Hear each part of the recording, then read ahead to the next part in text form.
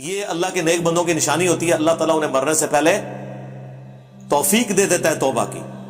ایویں تو نہیں عمار ابن یاسر نے فرما دیا تھا صحیح بخاری میں کہ اے لوگو، عائشہ بصرہ سے روانہ ہو چکی ہیں، وہ دنیا اور آخرت میں تمہارے نبی کی بیوی ہیں. مرتبہ نہیں کم ہونے دیا، لیکن اللہ تمہیں آزمائے گا کہ تم اللہ کی اطاعت کرتے ہو یا عائشہ کی اطاعت کرتے ہو، کیونکہ علی کی اطاعت اللہ کی اطاعت ہے. اطیعوا اللہ و اطیعوا الرسول و اولی الامر منکم. اب دیکھ لیں، یعنی حضرت عمار نے یہ نہیں کہا علی ورسز عائشہ، طلحہ و زبیر، اللہ ورسز، لیکن عزت نے کم کی، کہا دنیا اور آخرت میں تمہارے نبی کی بیوی ہیں، یہ تمہارے پہ آزمائش آ پڑی ہے. سلف کا فام لو جی، عمار ابن یاسر کا فام لے لو. اور لو سنن کبری البیہقی میں موجود ہے، عمار ابن یاسر کہتے ہیں اہل صفین کو، معاویہ کی پارٹی کو، اہل شام کو یہ نہ کہو کہ یہ کافر ہو گیا، یہ کہو یہ فاسق اور ظالم ہے. ظالم کا لفظ موجود ہے، دکھاؤ جی، اے لو دیکھ لو. اور دکھائیے، المستدرک للحاکم میں موجود ہے اوپر تلے. جب حضرت زبیر آئے اور حضرت علی نے انہیں حدیث یاد کروائی، زبیر یاد ہے نا، حضور نے کہا تھا ایک دن تو علی کے خلاف تلوار اٹھائے گا اور تو اس وقت ظالم ہوگا. تو حضرت زبیر ایڑی لگا کے جنگ چھوڑ کے پیچھے چلے گئے اور ان کا میں بھول گیا تھا. ظالم کے الفاظ موجود ہیں، لیکن وہ ایک خبیث تھا، حضرت علی کی فوج میں خارجی، اس نے جا کے انہیں شہید کیا. اور جب خبر سنانا ہے تو حضرت علی نے فرمایا مسند احمد اور مستدرک للحاکم میں کہ صفیہ کے بیٹے کے قاتل کو، ابن جرموز کو، جہنم کی بشارت سنا دو میری طرف سے، کیونکہ میں نے رسول اللہ سے سنا تھا کہ ہر نبی کا کوئی نہ کوئی ساتھی ہوتا ہے، اور میرا ساتھی زبیر بن عوام ہے. ہر نبی کے ساتھ حواری ہوتے ہیں، اور میرا حواری زبیر ہے. یہ حضرت علی اس کے قاتل کو جہنم کی بشارت سنا رہے ہیں، اس نسبت کی وجہ سے کہ وہ رسول اللہ کے ساتھی تھے، اسی لیے انہیں بھی توفیق ہوئی ہے. حضرت طلحہ بھی جنگ چھوڑ گئے. حاکم میں موجود ہے، مروان کو جب پتا چلا حضرت طلحہ بھی جنگ چھوڑ رہے، اس نے پیچھے سے گھٹنے میں تیر مارا یا نیزہ مارا اور وہ شہید ہو گئے. ایمی تو نہیں پھر مولا علی نے فرمایا کہ میں اللہ سے امید کرتا ہوں، مصنف ابن ابی شیبہ میں، فضائل صحابہ میں، کہ یہ جو سورۃ الحجر کی آیت نمبر 47 ہے کہ قیامت والے دن اللہ تعالیٰ اہل ایمان کے دلوں سے ایک دوسرے کے خلاف قدورت نکال دے گا اور وہ تختوں پہ آمنے سامنے بیٹھے ہوئے ہوں گے. یہ میرے عثمان بن عفان، طلحہ اور زبیر کے بارے میں ہے کہ اللہ تعالیٰ ہمیں جنت میں پہنچائے گا اور ایک دوسرے کے بارے میں اگر کوئی میل آ گیا، غیل تو نکال دے گا. ہاں، لیکن ماموں کو نہیں معاف کیا، ان پہ قنوت نازلہ پڑی مولا علی نے، اللہم علیک بمعاویہ و اشیاءہ، اے اللہ معاویہ اور اس کے شیعہ کو برباد کر، عمرو بن عاص اس کے شیعہ کو برباد کر، ابا سلمی اور اس کے شیعہ کو برباد کر. اور یہاں تک فرمایا کہ مصنف ابن ابی شیبہ میں موجود ہے کہ میں اللہ سے امید کرتا ہوں کہ میرے مخالفین جو اہل شام ہیں، مقتولین صفین، یہ بھی جنت میں چلے جائیں گے، اللہ انہیں معاف کرے گا. اور پھر مقدمہ میرے اور معاویہ کے درمیان اللہ کی بارگاہ میں طے ہوگا. یہ مقدمہ بھی طے ہونا ہے، یہ دنیا میں ہی طے کر کے بیٹھے میں. یا ایک وہ انہوں نے غزالی نے نا بن عبدالعزیز کی طرف ایک جھوٹا خواب منسوخ کر دیا کہ جی بن عبدالعزیز نے خواب میں دیکھا ہے کہ قیامت والے دن ایک محل میں رسول اللہ تشریف فرمائے.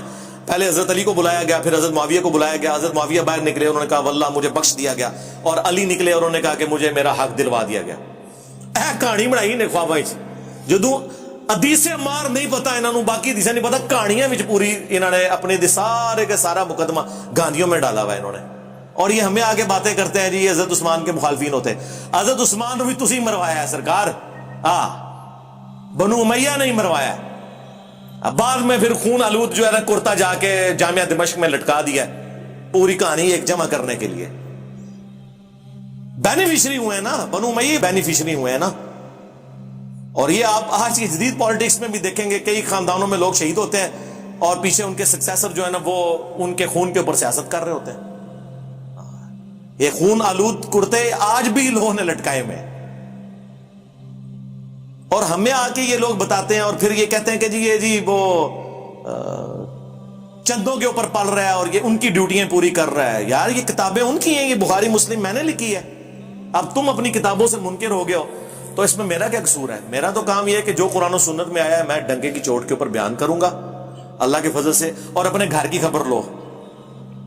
تمہارا ابا جس کے اوپر تمہارے فرقے کا نام ہے وہابی، اس کے بیٹے عبداللہ بن محمد بن عبد الوہاب نے ایک کتاب لکھی ہے سیرت الرسول، فری پی ڈی ایف ہماری ویب سائٹ سے ڈاؤن لوڈ کریں، خلفائے راشدین کے اوپر چیپٹر باندھے ہیں، اس نے وہ جملے لکھے ہیں کہ ان کی کانپے ٹانگ ہے۔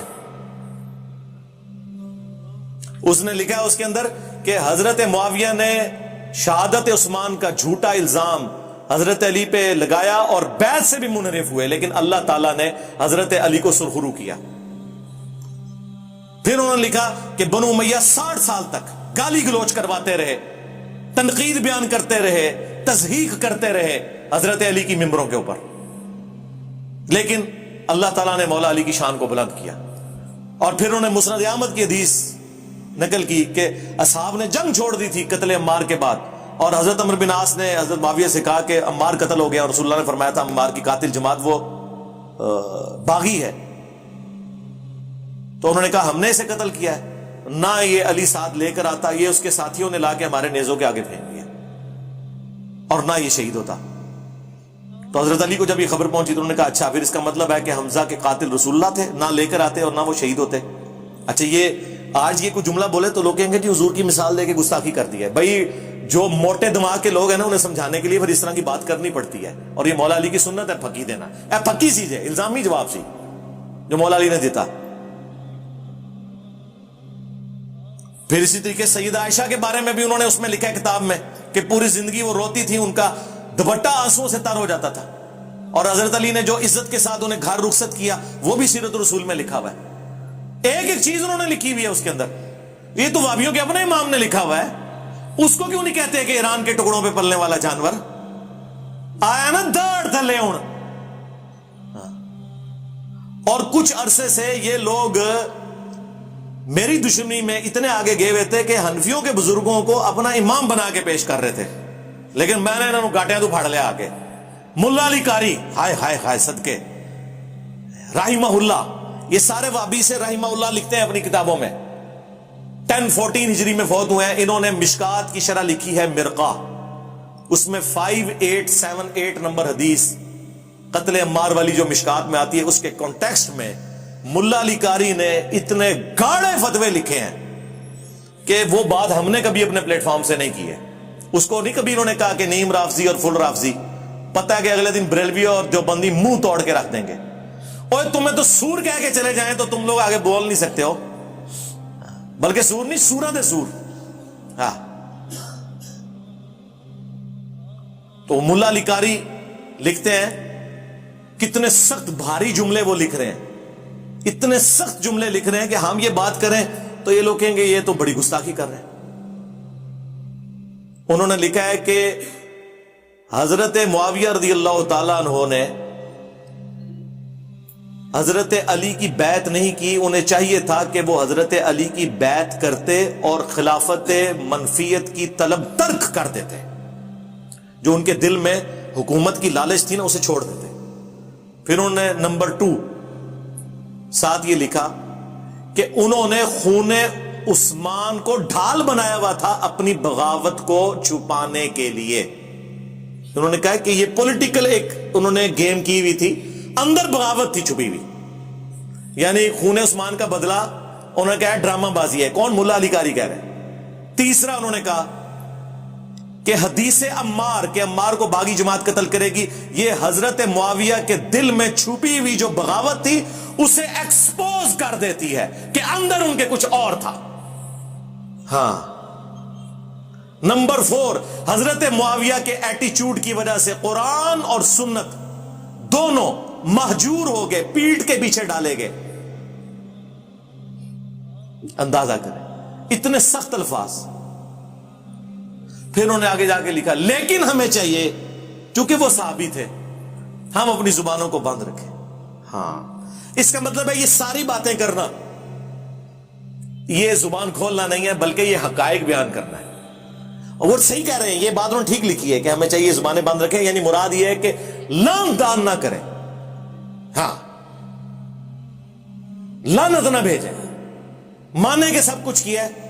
اور یہ ماننا اس لیے ضروری ہے کہ ہمارا مقدمہ ہی ختم ہو جائے گا میرے بھائی، پوری رافضیت اسی کے اوپر تو کھڑی ہوئی ہے وہ مولانا اسحاق صاحب نے صحیح کہا تھا کہ اگر انہوں نے ان 3 بندوں کی غلطیاں مان لی ہوتی نا، حضرت معاویہ رضی اللہ تعالیٰ عنہ، حضرت مغیرہ ابن شعبہ رضی اللہ تعالیٰ عنہ، حضرت عمر بن عاص رضی اللہ تعالیٰ عنہ، تو ابو بکر اور عمر کی داڑیاں نہ کھینچی جاتی.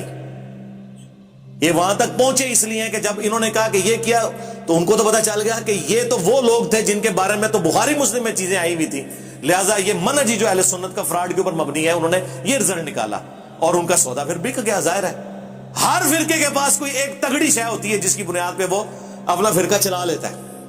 ہاں ہر فرقے نے ایک مضبوط بات کوئی پکڑی ہوئی ہے. کل حزب بما لدیہم فرحون.